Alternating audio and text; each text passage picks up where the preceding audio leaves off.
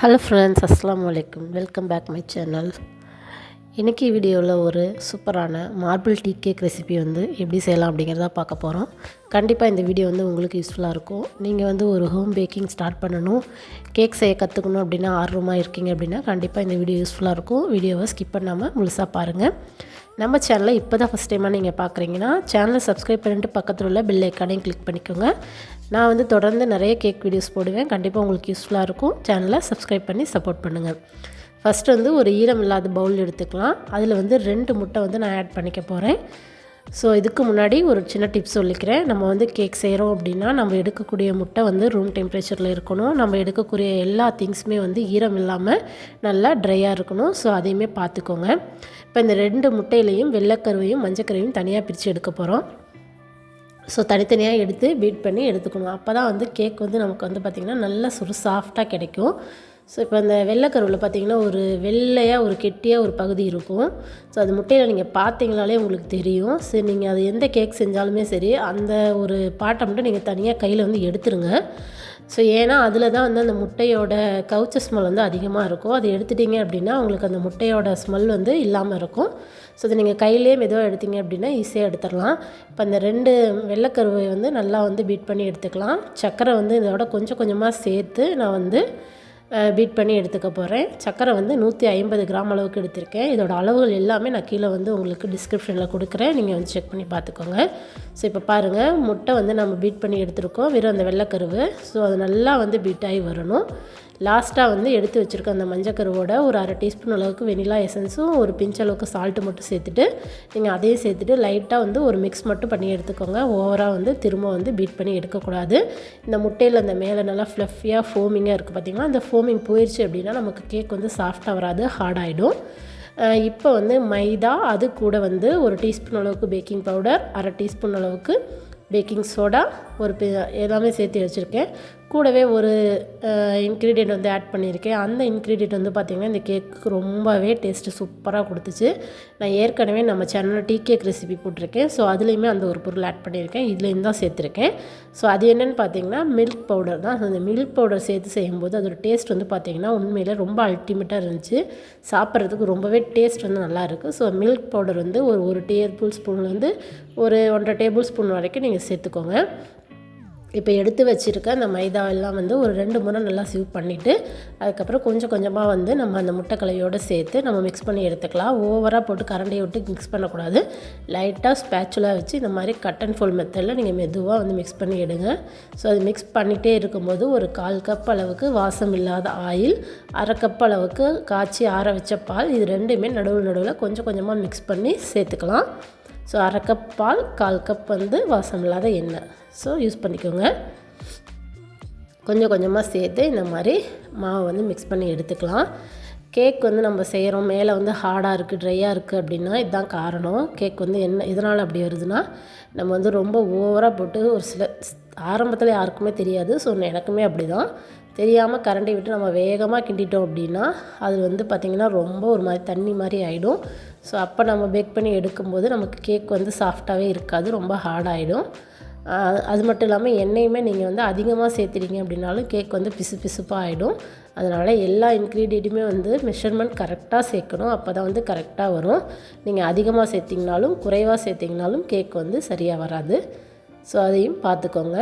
So இப்போ நம்ம 3-4 முறை எடுத்து வச்சுருக்க அந்த மைதா கொஞ்சம் கொஞ்சமாக சேர்த்து மிக்ஸ் பண்ணி எடுத்துட்டேன். இன்றைக்கி நம்ம மார்பிள் டீ கேக் தான் செய்ய போகிறோம் இல்லையா? ஸோ அதனால் இந்த பேட்டரையே நான் 2ஆக பிரிக்க போகிறேன். ஸோ பாதி அளவு சாக்லேட் பேட்டராகவும் பாதி இந்த மாதிரி வெண்ணிலாவாகவும் ரெடி பண்ணி நம்ம மார்பிள் கேக்காக ரெடி பண்ண போகிறோம். இப்போ ஒரு பேசனில் பாதி நான் பேட்டரை இதில் மாற்றிக்கிறேன். ஸோ இதில் நம்ம கொக்கோ பவுடர் சேர்த்து நம்ம சாக்லேட் பேட்டரை மாற்றிக்கலாம். ஒரு டேபிள் ஸ்பூன் அளவுக்கு கொக்கோ பவுடர் எடுத்து வச்சுருக்கேன். ஸோ அதையுமே இந்த மாதிரி ஒரு வடிகட்டி வச்சு லைட்டாக அந்த மாதிரி சலித்து அதுக்கப்புறம் சேர்த்துக்கோங்க. ஏன்னா கொக்கோ பவுடரில் வந்து கட்டிகள் இருக்கும், பார்த்திங்கனாலே உங்களுக்கு தெரியும், நிறைய கட்டி கட்டியாக இருக்கும். நீங்கள் அதை அப்படியே சேர்த்திங்க அப்படின்னா அங்கங்கே மாவில் வந்து அப்படியே படிஞ்சிருக்கும், அது நல்லா வந்து கரைஞ்சி வராது. அதனால் கையில் வந்து இந்த மாதிரி நல்லா மிக்ஸ் பண்ணிவிட்டு நம்ம வந்து ஒரு வடிகட்டி வச்சுட்டு அதுக்கப்புறம் வந்து நம்ம வந்து அந்த மாவில் வந்து ஆட் பண்ணிக்கலாம். கொக்கோ பவுடர் வந்து ஆட் பண்ணும்போது மாவு வந்து கொஞ்சம் வந்து நமக்கு கெட்டியாகும். ஸோ அந்த கெட்டி ஆகும்போது கொஞ்சமாக அது கூட வந்து நீங்கள் பால் சேர்த்துக்கோங்க. ஏற்கனவே 1/2 கப் அளவுக்கு நான் பால் எடுத்து வச்சுருந்தேன் இல்லையா, அதிலே வந்து கொஞ்சம் மீதமான பால் இருந்துச்சு. அந்த பால்லே வந்து நான் இதில் வந்து ஆட் பண்ணிக்கிறேன். மீதம் உள்ள எல்லா பாலையும் சேர்த்து இந்த பேட்டர் வந்து ரெடி பண்ணி எடுத்துக்கிறேன். ஸோ இதில் வந்து வேணும் அப்படின்னா நீங்கள் கொஞ்சமாக சாக்லேட் எசன்ஸ் வந்து ஆட் பண்ணிக்கலாம். ஸோ கொக்கோ பவுடரே நமக்கு நல்ல ஒரு சாக்லேட் ஃப்ளேவர் கொடுக்கும். வேணும் அப்படின்னா ஆட் பண்ணிக்கோங்க, டேஸ்ட் இன்னுமே கொஞ்சம் நல்லாயிருக்கும்.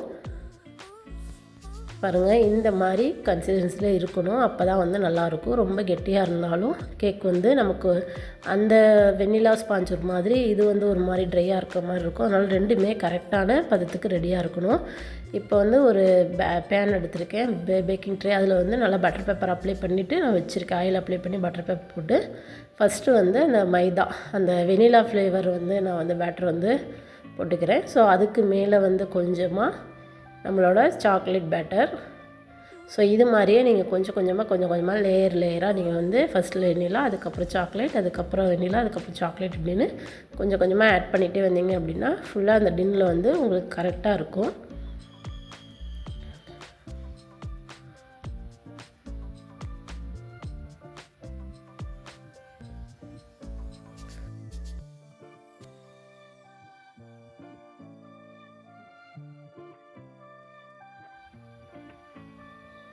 பாருங்கள், இந்த மாதிரி ஃபுல்லாக நம்ம ஒவ்வொரு லேயராக வந்து அந்த வெனிலா பேட்டரையும் சாக்லேட் பேட்டரையும் தனித்தனியாக இந்த மாதிரி நம்ம லேயராக நம்ம வந்து ரெடி பண்ணி எடுத்துக்குவோம். இப்போ ஒரு ஸ்கியூவர் வச்சு நம்ம வந்து அதை நல்லா ஏர் பபிள்ஸ்லாம் ரிலீஸ் பண்ணிவிட்டு ஒரு 35 நிமிஷம் பேக் பண்ணி எடுத்திங்க அப்படின்னா கேக் வந்து நல்லா சூப்பராக வந்து பேக்காகி வந்துடும். நான் வந்து கரெக்டாக வந்து 35 நிமிஷம் தான் வச்சுருக்கேன். ஸோ சூப்பராக ரெடியாகி வந்துருச்சு. நீங்கள் ஒரு ஸ்டிக் வச்சு நடுவில் குத்தி பார்த்தீங்க அப்படின்னா அந்த ஸ்டிக்கில் வந்து ஒட்டாமல் வரணும். ஸோ அந்த மாதிரி இருந்துச்சு அப்படின்னா கேக் வந்து கரெக்டாக வெந்து வந்துருச்சுன்னு அர்த்தம். வெளியில் எடுத்து நல்லா ஆறுனதுக்கப்புறம் நீங்கள் வந்து கட் பண்ணுங்கள். கேக் சூடாக இருக்கும்போதே நீங்கள் வந்து பீஸ் போட்டிங்க அப்படின்னா அது வந்து நமக்கு வந்து கட் பண்ணும்போதே உடஞ்சிரும். நல்லா ஆறுனதுக்கப்புறம் ஒரு நைஃப் வச்சு நீங்கள் வந்து அழகாக வந்து பீஸ் போட்டிங்கன்னா சூப்பராக வந்துடும். கண்டிப்பாக இந்த மார்பிள் டீ கேக் ரெசிபி உங்களுக்கு யூஸ்ஃபுல்லாக இருக்கும்னு நினைக்கிறேன். யூஸ்ஃபுல்லாக இருந்துச்சு அப்படின்னா நம்ம சேனலை சப்ஸ்கிரைப் பண்ணி வச்சுட்டு வரக்கூடிய எல்லா வீடியோஸையும் நீங்கள் தொடர்ந்து பாருங்கள், கண்டிப்பாக உங்களுக்கு பிடிக்கும். ஸோ உங்களுக்கு இந்த யூஸ்ஃபுல்லாக இல்லை அப்படின்னாலும் பேக்கிங் சம்மந்தமாக யாராவது ரொம்ப இன்ட்ரெஸ்ட்டாக இருக்காங்க அப்படின்னா அவங்களுக்கு இந்த வீடியோவை ஷேர் பண்ணுங்கள், கண்டிப்பாக அவங்களுக்கு யூஸ்ஃபுல்லாக இருக்கும். பாருங்கள், இப்போ நான் வந்து பீஸ் போட்டு காட்டுறேன், கையில் எடுத்து காட்டுறேன் பாருங்கள். ஸோ எந்த அளவுக்கு நல்லா சூப்பராக நம்ம சேர்த்த அந்த சாக்லேட் அந்த வெண்ணிலா இது ரெண்டுமே நல்லா மிக்ஸ் ஆகி ரொம்பவே சூப்பராக வந்துருந்துச்சு. சாப்பிட்றதுக்குமே வந்து பார்த்திங்கன்னா டேஸ்ட் அவ்வளோ நல்லா இருந்துச்சு, ரொம்ப நல்லா இருந்துச்சு. ஸோ இது வந்து நீங்கள் ரூம் டெம்பரேச்சர்லேயே ஒரு 3-4 டேஸ் வரைக்கும் வச்சு சாப்பிட்லாம். ஒரு பாக்ஸில் போட்டு ரொம்ப டைட்டாகவும் மூடாமல் கொஞ்சம் காற்று உள்ளே போகிற மாதிரி வச்சிங்க அப்படின்னா ஒரு 4-5 நாளைக்கு வச்சு சாப்பிட்லாம். ஆனால் எங்கள் வீட்டிலலாம் 4-5 நாளைக்கு கண்டிப்பாக இருக்காது. செஞ்ச உடனே வந்து ஒரு 1 ஹவரில் காலி ஆகிடும். இந்த ரெசிபி பிடிச்சிருக்கு அப்படின்னா மறக்காமல் இந்த வீடியோவுக்கு ஒரு லைக் பண்ணிவிட்டு சேனலை சப்ஸ்கிரைப் பண்ணிக்கோங்க. ஸோ இது போல் உங்களுக்கு cakes, brownies, tea cakes, cup cakes இது எல்லாமே வேணும் அப்படின்னா நம்ம சேனலில் ஆல்ரெடி சொல்லியிருக்க மாதிரி ஹோம்மேடாக ப்ரௌனீஸ், கேக்ஸ் எல்லாமே ரெடி பண்ணி கொடுத்துட்ருக்கோம். தமிழ்நாடு ஃபுல்லாமே வந்து ப்ரௌனீஸ் வந்து டெலிவரி பண்ணிகிட்ருக்கோம். ஸோ தஞ்சாவூர் சரௌண்டிங்கில் நீங்கள் இருந்தீங்க அப்படின்னா உங்களுக்கு ஹோம் டெலிவரி வந்து அவைலபிள் இருக்குது. ஸோ இந்த மாதிரி டீ கேக்ஸ், கப் கேக்ஸ் நீங்கள் எந்த மாதிரி கேட்குறீங்க அப்படியோ அதுக்கேற்ற மாதிரி நீங்கள் கஸ்டமைஸ் பண்ணி வாங்கிக்கலாம். உங்களுக்கு கேக்ஸ் ஏதாவது வேணும் அப்படின்னா நான் வந்து வாட்ஸ்அப் நம்பர் நம்ம சேனல்லே கொடுத்துருக்கேன், இந்த வீடியோக்கு கீழே டிஸ்கிரிப்ஷனில் கொடுக்குறேன். அந்த நம்பருக்கு வாட்ஸ்அப் பண்ணி நீங்கள் உங்கள் கேக்கை வந்து ஆர்டர் பண்ணிக்கலாம். தேங்க்யூ. நெக்ஸ்ட் வீடியோவில் பார்க்குறேன்.